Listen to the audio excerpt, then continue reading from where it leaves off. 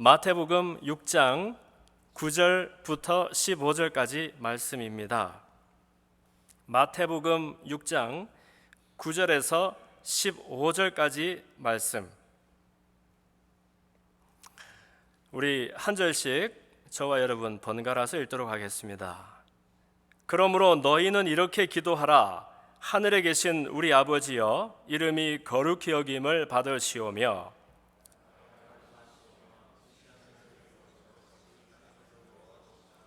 오늘 우리에게 일용할 양식을 주시옵고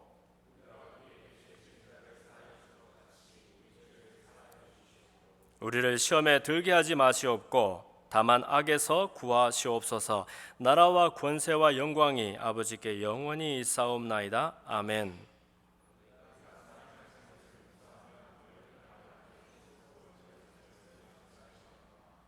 너희가 사람의 잘못을 용서하지 아니하면 너희 아버지께서도 너희 잘못을 용서하지 아니하시리라. 아멘. 주기도문, 주님이 가르쳐 주신 기도를 우리가 연이어서 공부하고 은혜를 나누고 있습니다. 오늘은 세 번째이자 또 마지막 순서로 특별히 주기도문의 13절 마태복음 6장 13절 말씀, 우리를 시험에 들게 하지 마시옵고 다만 악에서 구하시옵소서. 나라와 권세와 영광이 아버지께 영원히 있사옵나이다.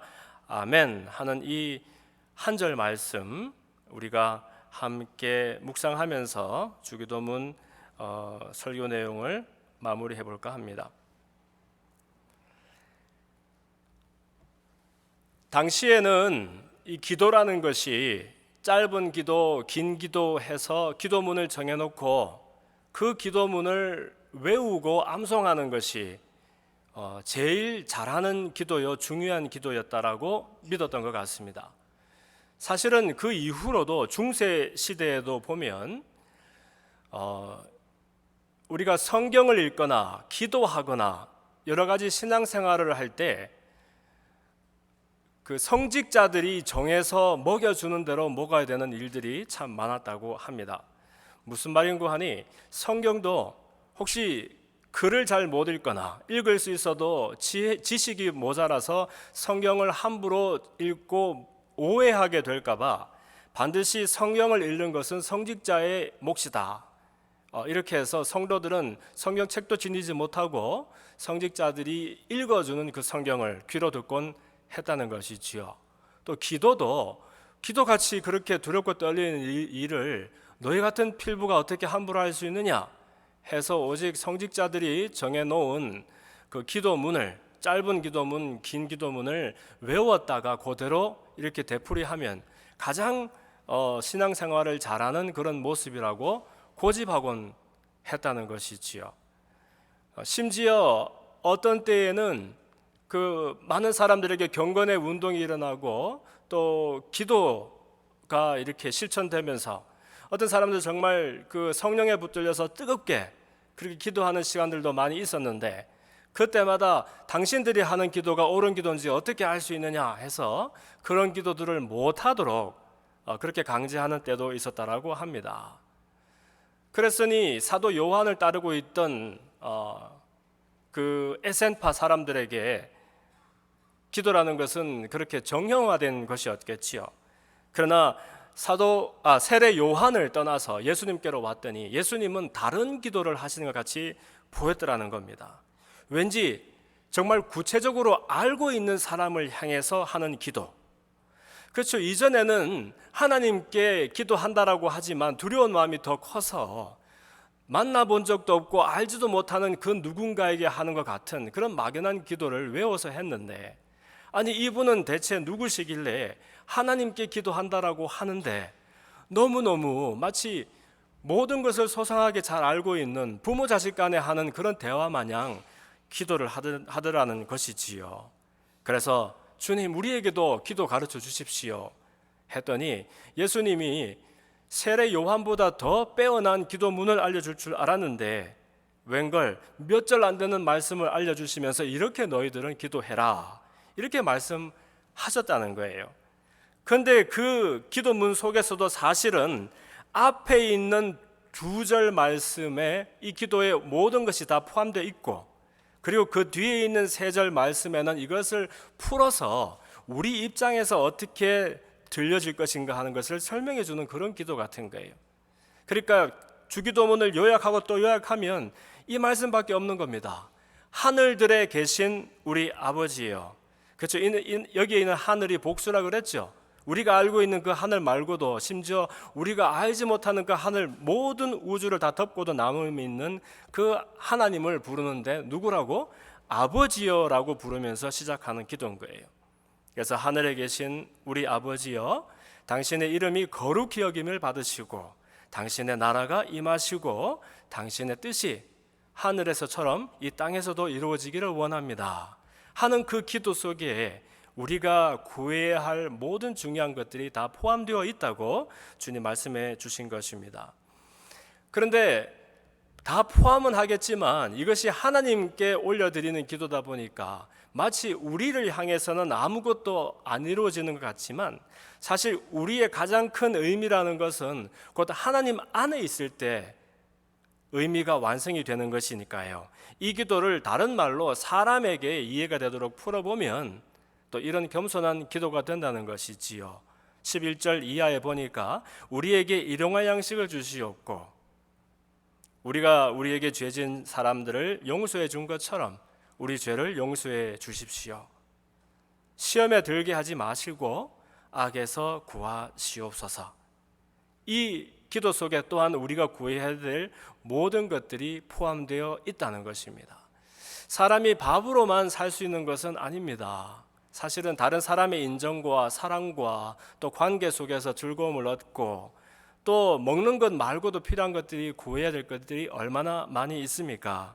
그러나 사실은 우리가 열심히 수고해서 구하고 또 채우는 그것으로는 우리의 모든 욕구들과 필요들을 채울 수 없다는 것 말씀하시고, 진정 우리의 모든 것이 채워지고 만족이 되는 것은 하나님 한 분으로 된다는 것을 다시 한번 상기하시는 거예요. 그래서 오늘, 내일도 아니고 어제도 아니고 오늘 우리에게 일용할 양식을 달라 하던 것은 우리에게 필요한 것이 무엇인지 우리보다 더 잘 아시는 주님께서 아예 우리 생애의 완벽한 만족이 되어 주시기를 구하는 그런 기도가 되는 겁니다. 그리고 하나님이 우리를 향해서 우리 죄를 용서하시는 것은 사실 인류에게 이것보다 더 중차대한 일이 없을 정도로 중요한 일이 됩니다. 그런데 이 일이 설사 이루어진들 이것이 무엇을 의미하는지 실감이 나고 또 그렇게 체휼이 되어줄 수 있는 사람들이 얼마나 되겠습니까? 그래서 우리가 하나님의 나를 향하신 용서가 이해되고 납득이 되기 위해서 우리도 또한 우리 곁에 있는 나에게 죄지은 다른 형제들을, 자매들을 향하여 용서하는 일이 필요하다는 것을 고백하는 것이지요.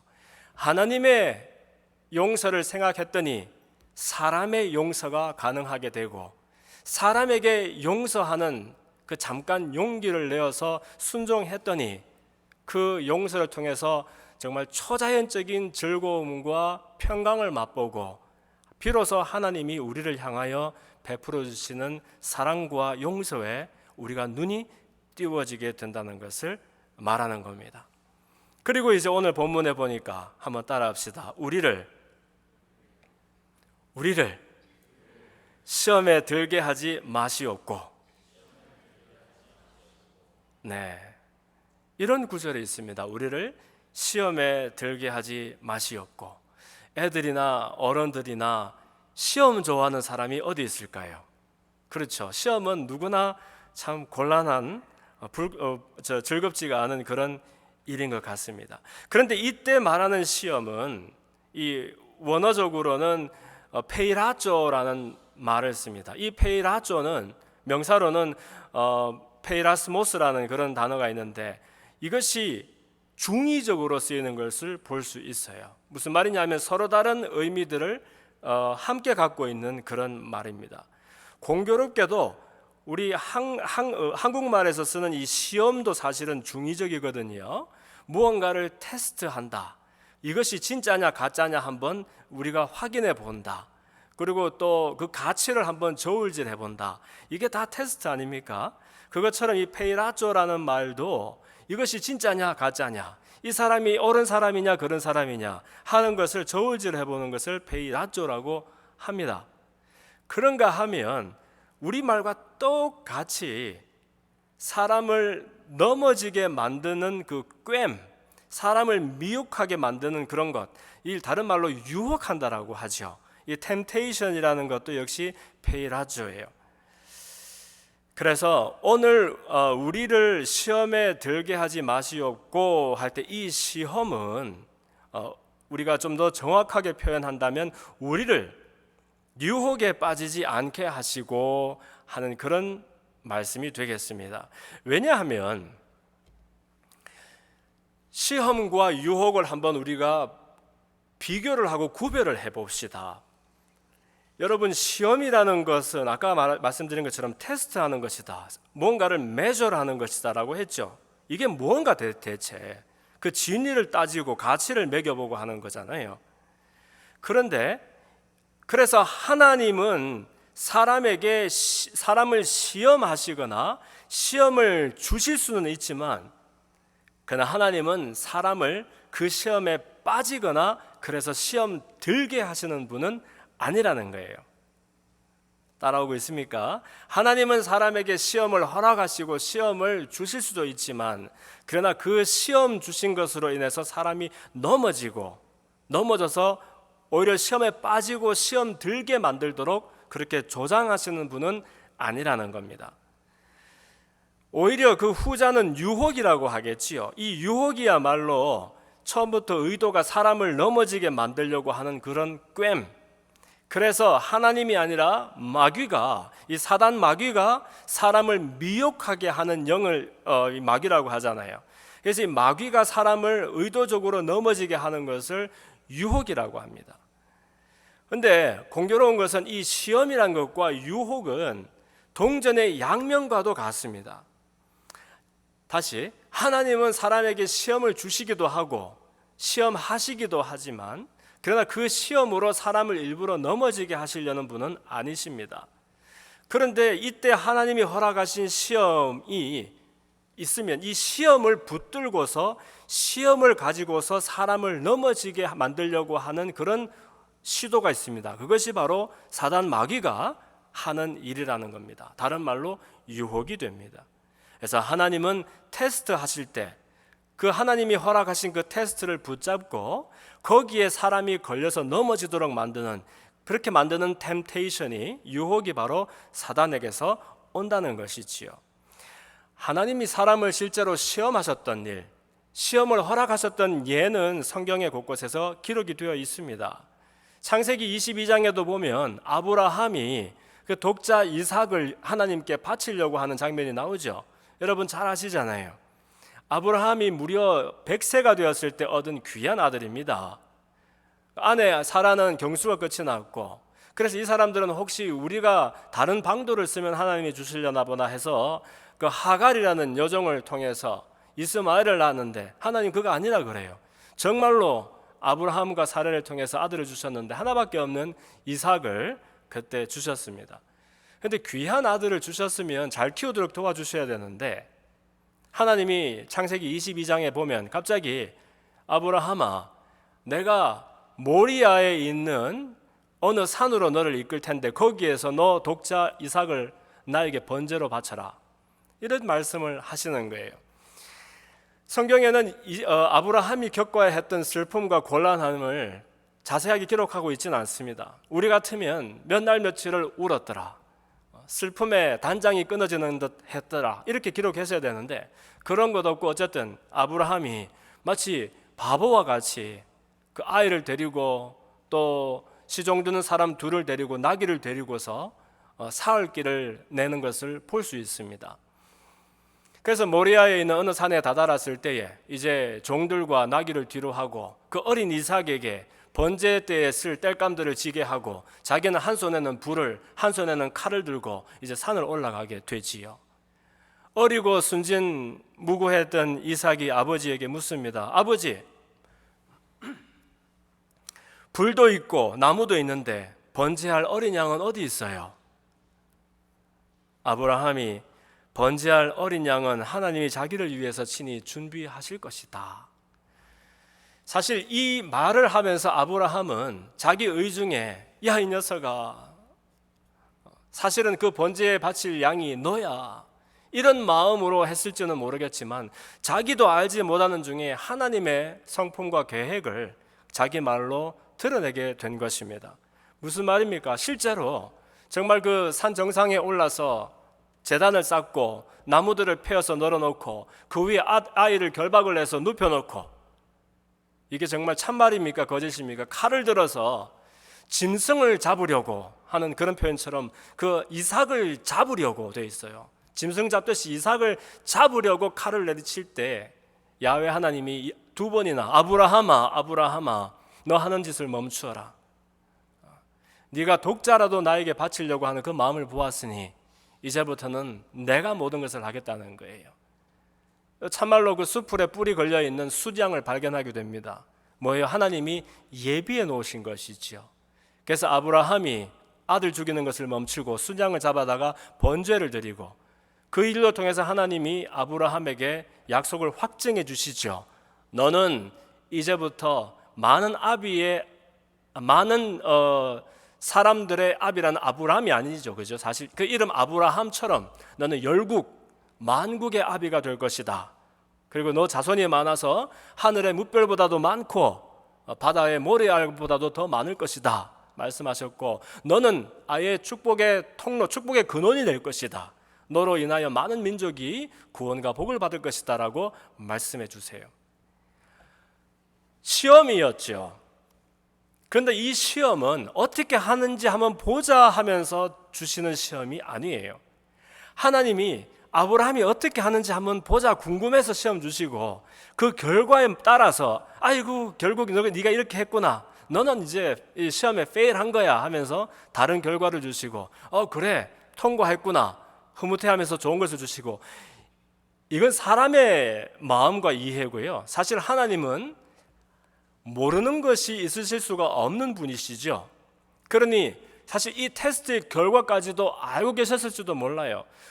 그렇게 얘기하면 마치 우리가 결과도 아시는 하나님이 사람을 각본대로 그냥 로봇처럼 이렇게 조작하는 것처럼 느껴져서 기분이 안 좋지만, 우리에게는 전혀 문제가 안 됩니다. 왜 그렇습니까? 사실 우리는 모르는 것이 없으신 것이 어떤 것인지를 이해할 수 없는 사람들이고요. 그리고 그래서 결국은 우리 입장에서는 이 하나님의 시험의 정체가 무엇인지, 결과가 무엇인지, 내가 어떻게 반응해야 하는지도 역시 우리는 헤아릴 수가 없는 일이기 때문에 우리 입장에서는 조금 더 달라질 것, 불편해할 것이 없게 되는 일입니다. 어떻게 보면 하나님은, 그래서 하나님이 주시는 시험은 결국 그 시험 당하는 사람이 그 일 통해서 하나님을 바라보게 하기 위해서 주시는 축복이요 기회가 된다는 거예요. 다시 한번, 하나님의 시험은 뭐라고요? 그 일을 통해서 하나님을 바라보게 만드는 놀라운 축복의 기회가 된다는 것입니다. 만약 아브라함이 정말 칼을 들어서 자기 아들을 내리치려고 했던 그 사건이 없었다면, 그 경험, 그 시험을 통과하는 그 경험이 없었다라면 하나님이 자기에게 주시는 그 말도 되지 아니하는 축복이 이해가 되고 납득이 되었겠습니까?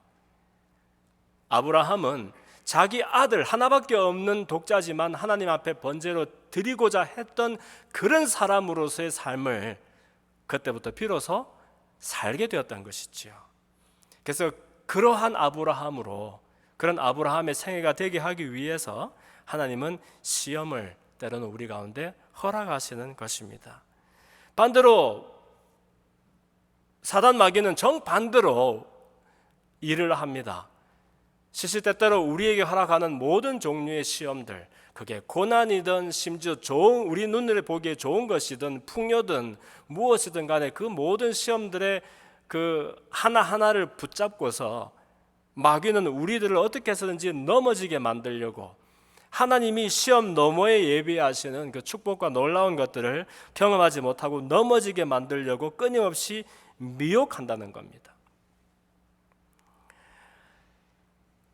이 말이 잘 설명되어 있는 구절이 어디냐 하면 바로 누가복음 22장에 주님께서 장차 주님을 부인하고 저주할 베드로를 향해서 하셨던 말씀에 이 이야기가 잘 함축되어 있습니다. 베드로가 주님이 그리스도이신 것을 확신하게 되고 주님 가시는 곳이면 어디든지 가겠다라고 이제 다짐을 하게 되지요.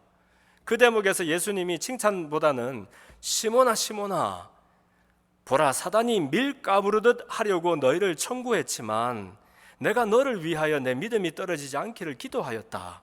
너는 돌이킨 다음에 내 형제들을 굳게 하라라고 뜻모를 말씀을 해주신 것을 볼 수 있습니다. 누가복음 22장 31절 이하에 나오는 말씀입니다.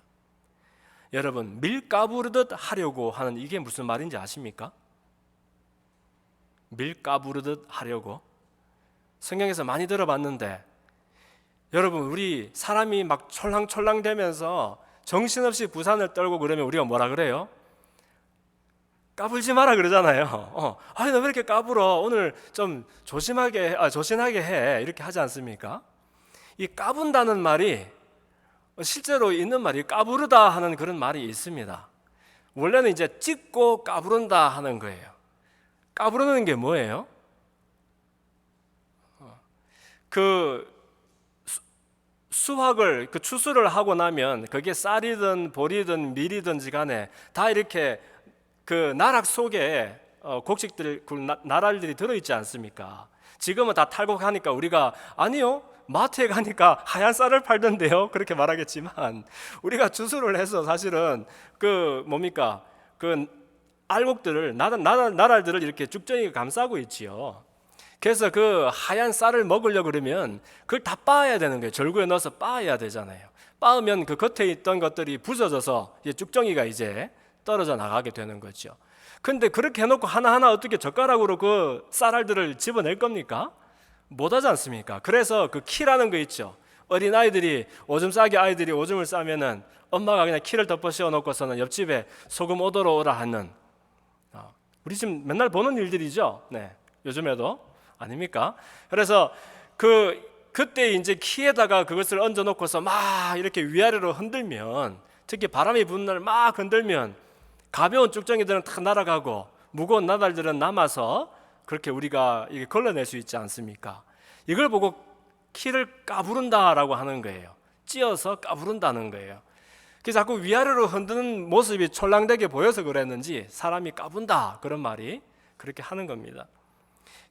사단이 밀 까부르듯 하려고 너희를 청구했다. 사실은 어떤 종류의 일이든 하나님이 우리에게 그 일이 벌어지도록 허락하시는 일이지요. 그런데 그 일들을 허락하실 때 그 모든 종류의 크고 작고 좋고 나빠 보이는 그 시험들이 하나님이 우리들을 이렇게 흔들어서 테스트해보고 그 너머에 더 크고 놀라운 일들을 경험하게 하는 초대라고 말씀드렸잖아요. 그래서 우리를 까부르는 거예요. 그런데 하나님이 퀴즈를 하실 때에는 사람 잘 되라고 생명 속에 살으라고 까부르는데 마귀는 항상 하나님이 우리에게 허락하시는 시험을 딱 잡고서 그래서 올무 삼아서 사람을 넘어지게 하려고 한다는 거예요. 얼마나 마귀가 담력이 좋고 하나님 앞에 교만한가 하면 항상 저와 여러분의 영혼을 하나님 앞에 청구한다는 겁니다. 클레임한다는 거예요. 하나님, 내가 이 사람을 이번에 한번 올무를 씌워서 넘어지게 해볼게요. 허락하소서. 하나님, 내가 이 사람을 한번 흔들어 볼게요. 미혹하도록 나를 허락해 주세요. 하면서 청구를 한다는 거예요. 그런데 청구하면 어떤 사람들은 어떤 시험에서는 넉넉하게 싸워서 이겨서 승리를 경험하고 성장하는가 하면 또 어떤 사람들은 자신 속에 있는 연약함과 죄의 속성 때문에 그만큼 미혹에 넘어져서 하나님은 시험을 허락하셨고 시험을 주셨는데 오히려 마귀가 시험을 붙들고 우리를 미혹할 때에 시험에 빠지고 시험 드는 일들이 생기게 된다는 거죠.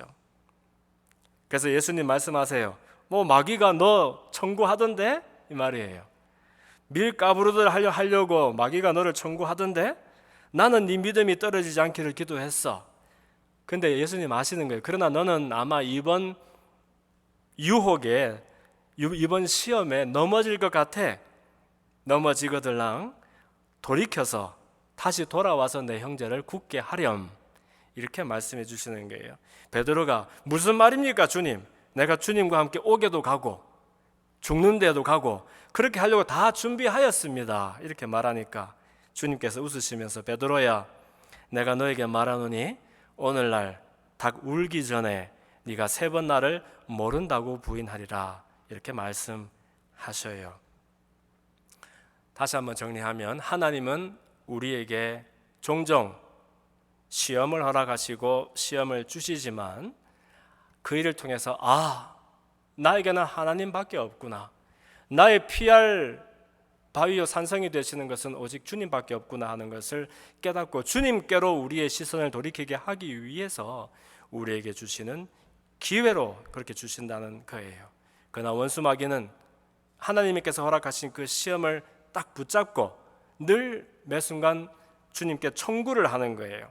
주님, 이 사람 나 흔들게 하소서. 욥이 그랬잖아요.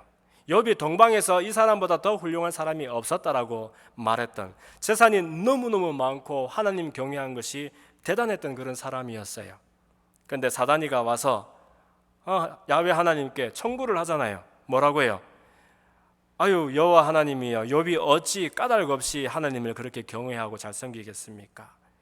주님이 그의 집과 그의 소유와 모든 것들을 울타리로 두르시고 지켜주시니까, 주께서 그의 손에서 하는 모든 것들을 복되게 하시니까, 그 소유물이 땅에 넘치니까 그렇게 하는 거 아니겠어요?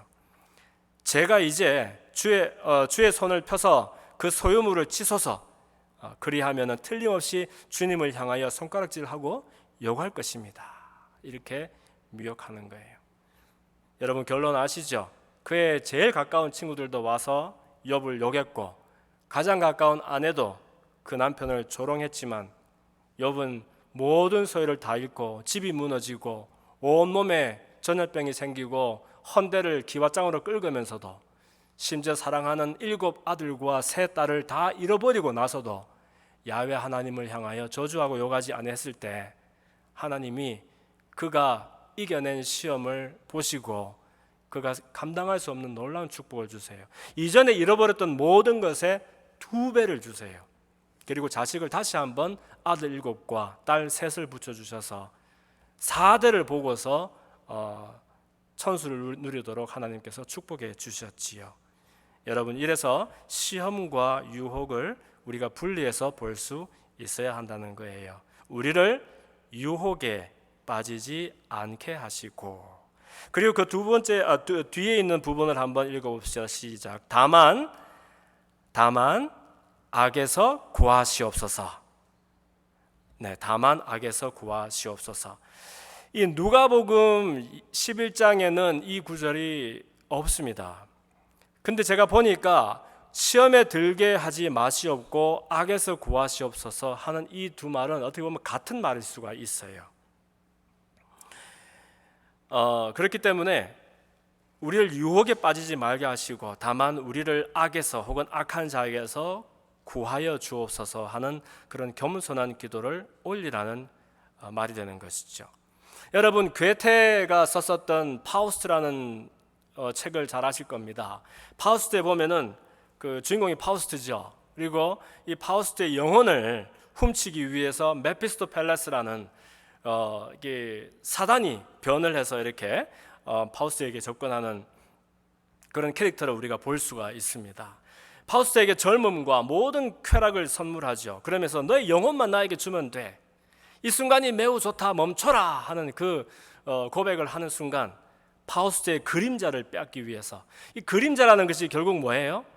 틀림없이 그 사람에게 붙어 있는데 지워진 듯 희미한, 마치 원래 하나님의 형상 따라 우리가 지어졌는데 그러나 그 형상이 희미하게 흔적만 남아있는, 근데 그 흔적마저도 지워서 도무지 하나님의 성품과 우리 속에 숨겨놓으신 하나님의 형상을 찾을 수가 없도록 만들려고 하는 이 마귀의 계획이 되는 겁니다. 결국 이때 파우스트가 거의 사실 넘어가죠. 넘어갔다가 그의 애인이었던 그레테 헨의 눈물의 용서를 통해서 신의 구원을 얻습니다. 이 애인의 눈물의 용서라는 대목을 읽으면서 사실은 저도 이 주기도문에 대해서 상기하게 되었는데, 마치 땅에서 풀면 하늘에서 풀린다 하는 그것처럼 용서는 더 나은 사람이 못한 사람을 향해서 동냥하듯이 던져주는 것이 아니라 사실은 나를 향한 불쌍히 여기는 마음이 또 그 사람에게 있는 연약함을 향해서 긍휼이 되고 그 긍휼을 통해서 서로를 끌어안을 때 내 안에서 막힌 담들이 허물어지고 그 용서가 사실은 땅에서 이루어졌는데 하늘의 것까지도 풀어내는 그런 놀라운 일이 된다는 그 이야기를 하는 것 같아서 그런 생각이 들었었습니다. 그런데 이것이 바로 우리를 악에서 구하시옵소서 하는 어떤 내용의 정체가 되는 것 같아요. 이 악에서 구하시라는 말씀이 제일 잘 절절하게 묘사되어 있는 것이 사도 바울이 썼었던 로마서 특히 7장 14절 이하의 말씀을 보면 바울같이 이렇게 위대한 사람도 이런 고민을 했었나 싶을 만큼 우리 속에서는 이 악과 선의 싸움이 정말로 치열하고 늘 우리는 우리가 원하는 것을 행하지 못하고 도리어 미워하는 것을 행하는 그런 비상함 속에서 곤란을 겪도록 되어 있는가 보다 하는 그런 생각을 해보게 됩니다.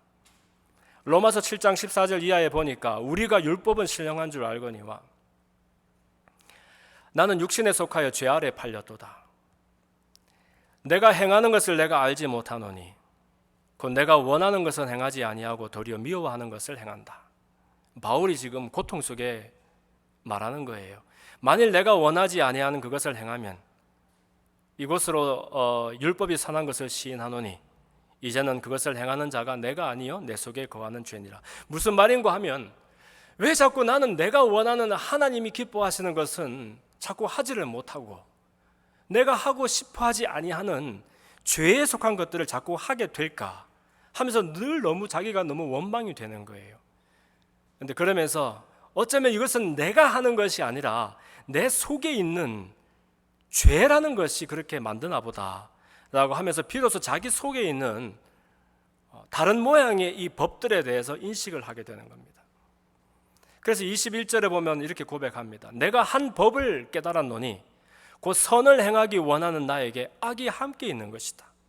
자기는 선을 행하기 원하는데 왠걸 자기 속에 들여다 보니까 내가 미워하고 하나님이 미워하시는 그 악을 행하는 것이 함께 있다는 것이에요. 그래서 내 속사람은 하나님의 법을 즐거워하는데 내 속에 있는 또 다른 법이 내 마음의 법과 싸워서 나를 자꾸만 죄의 법으로 나를 사로잡는 것을 본다라는 거예요. 크게는 두 법이 있네요. 하나님의 법이 있고 죄의 법이 있고. 그런데 나는 하나님의 법을 향해서 달려가고 싶은데 또 다른 법이 이게 뭐냐면 하나님이 주시는 시험들을 다 하나씩 붙들고서는 우리의 영혼을 청구하려고 하는, 우리를 넘어지게 만들려고 하는 마귀의 미혹을 말하는 거예요. 이 또 다른 법이 내 속에서 나와 싸워서 나를 자꾸만 내가 싫어하는 죄의 법으로 나를 끌고 가더라 하는 거예요. 이 말에서 자유한 사람이 한 명이라도 있을까요, 여러분? 우리 속에 선을 행하기를 원하고 죄를 미워하지 않는 사람이 어디 있습니까? 우리 속에 내가 정말 하기 싫고 정말 끊어버리고 싶은데 자꾸만 반복해서 하게 되는, 내가 혐오하는 그런 것들이 없는 사람이 어디에 있겠습니까? 우리가 주일마다 나와서 주님 앞에 거룩한 산제사를 올려드리기를 원하고 기도하고 예배하는 사람들이지만, 근데 일상의 적나라한 순간에 가면 항상 내 마음은, 내 말은, 내 손과 발은, 내 행동과 습관은 자꾸만 내가 원하지 아니하는 죄의 법으로 자꾸 따라가는 것 같은 거예요.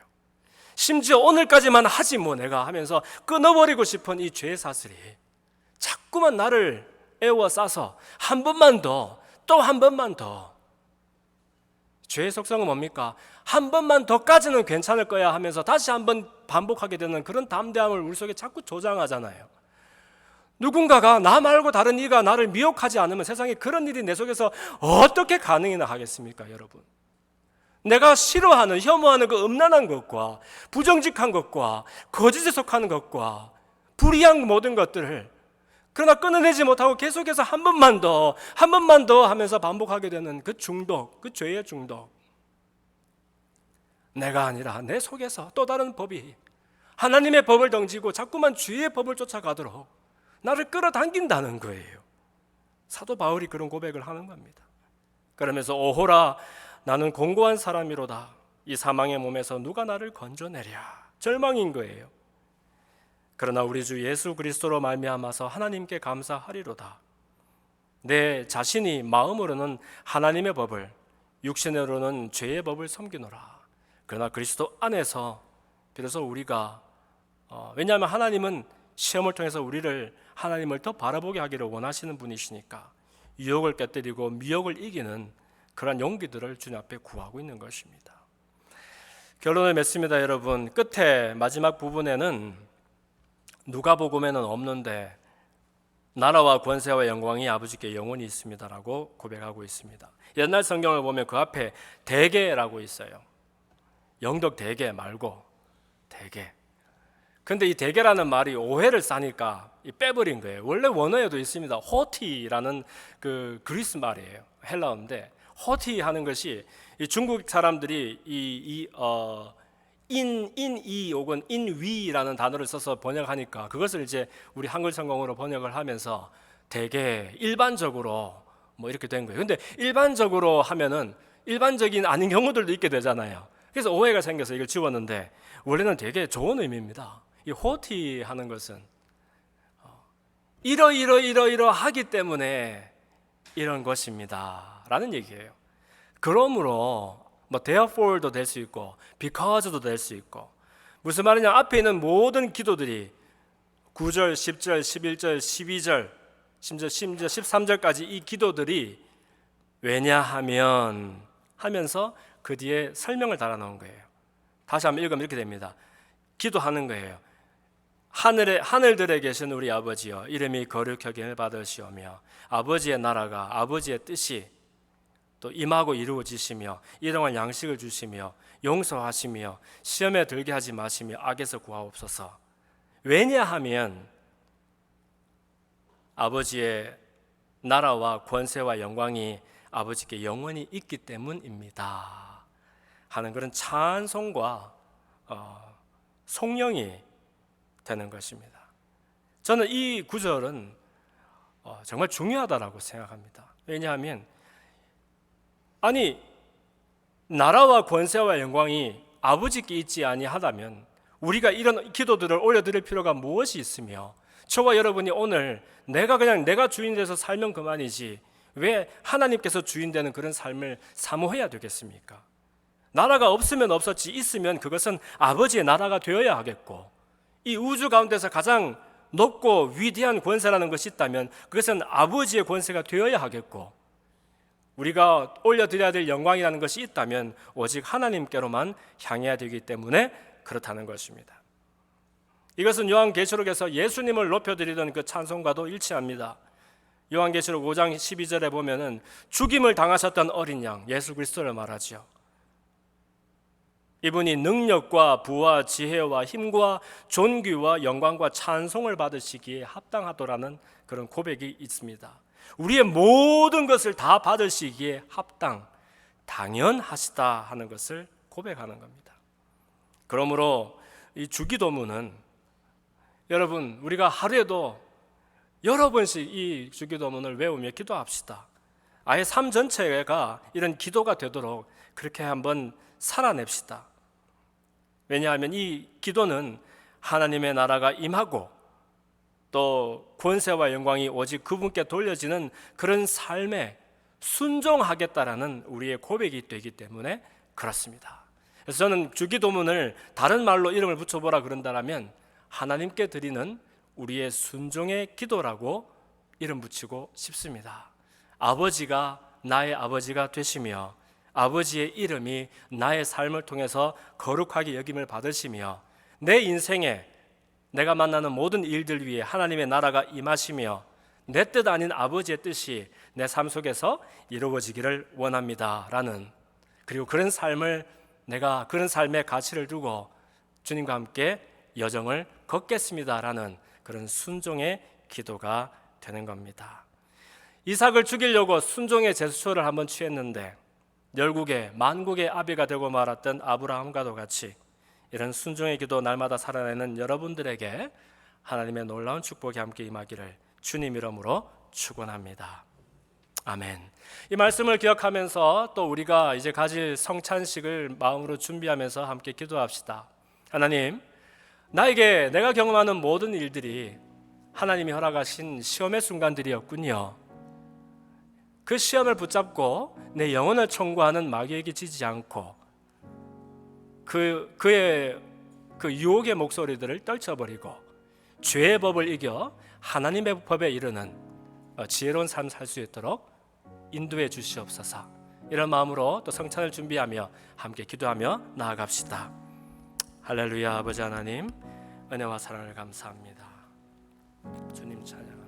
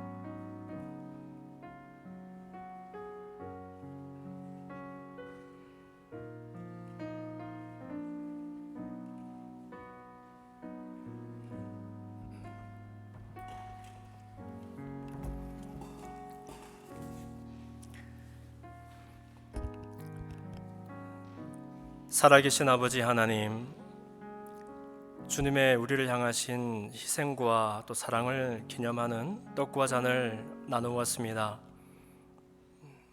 이 잔과 떡을 나누면서 우리가 그리스도 안에서 하나 되었음을, 한 몸임을 또 고백했습니다.